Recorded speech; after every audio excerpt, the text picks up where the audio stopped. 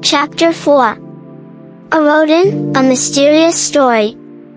A long time ago, when the sky was still a hand's stretch away from humans and animals lived among humans and could speak, there was a small village called Tolulope. Grandma began her story. Tolu moved closer to Grandma on the mat, the story opening already catching her fancy.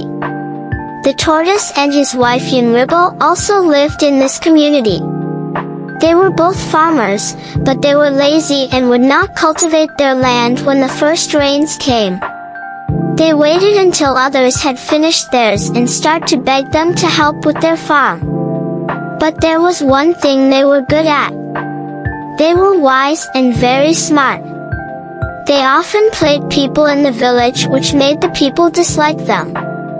The tortoise family could not be ostracized because they were the smartest in the village and often helped them solve their problems.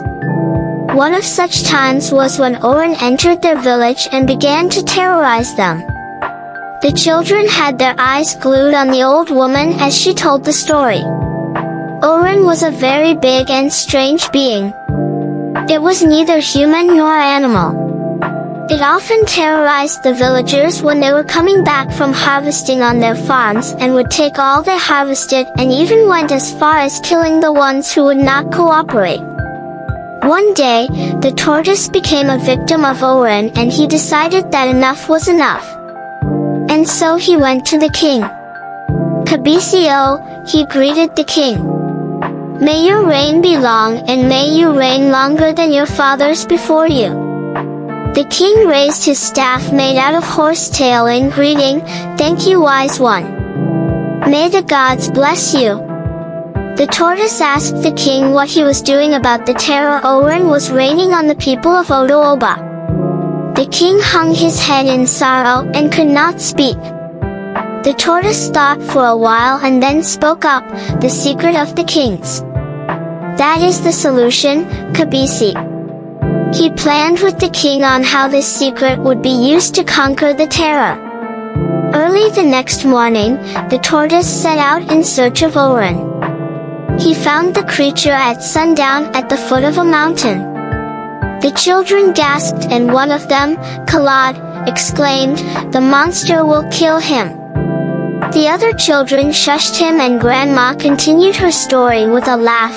"Do not worry, children, the story is getting to the interesting part." Where was I? Oh yes, Oren roared and all the animals around ran for cover. No one wanted to be the next prey of the beastly creature. Though scared, the tortoise kept to his mission. Oren came closer and seized him by one leg, lifting him upside down. The tortoise stuttered in fear, "I have come to tell you a secret." On hearing this, Oren calmed itself to listen to what the animal had to say.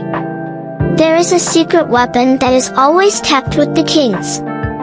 Anyone who has it can rule both the humans and animals in this kingdom and all the other kingdoms.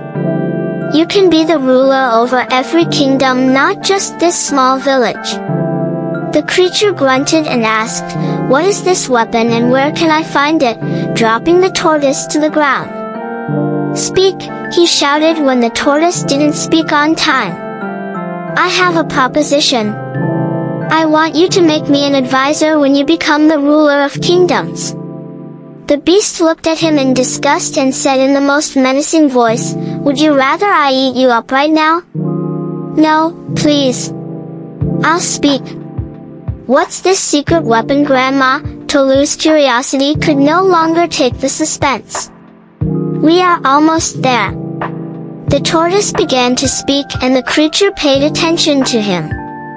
"It's the secret of the kings. This secret is called a rodent. If you get hold of this weapon, you can rule all the kingdoms." Oren then asked him what it looked like. "I do not know myself.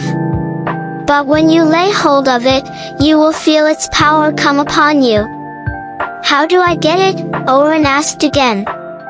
At this point, the tortoise told him he would have to go and ask the king. It is the secret of the kings, and so only a king can tell you where this weapon is.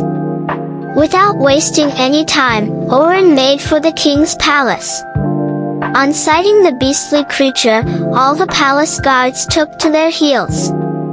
One of them went to inform the king that the village terror was on his way. If Oren is coming here, it can only mean two things, the end of our village or the beginning of our freedom, the king said. He then ordered everyone to leave the palace and leave him alone with the creature. Oren roared his entrance into the palace. On sighting the king, he asked immediately, "Where is the Erodin?" The king, shocked, asked, "How do you know about the Erodin?" "No questions," shouted the beast. The king thought for a while before saying, "The Erodin is the secret of the kings, and the last king to possess it is 5 villages away from here." Oren turned to go immediately. The king called him back and said, "Promise me that when you get the ultimate power, you will not use it against our village." "I promise no such thing," Oren replied him. After Oren had gone far, the king burst into laughter and said, "Freedom has come to our village." The next day, the whole village came together to celebrate their freedom, and the tortoise was elevated to a chiefly position.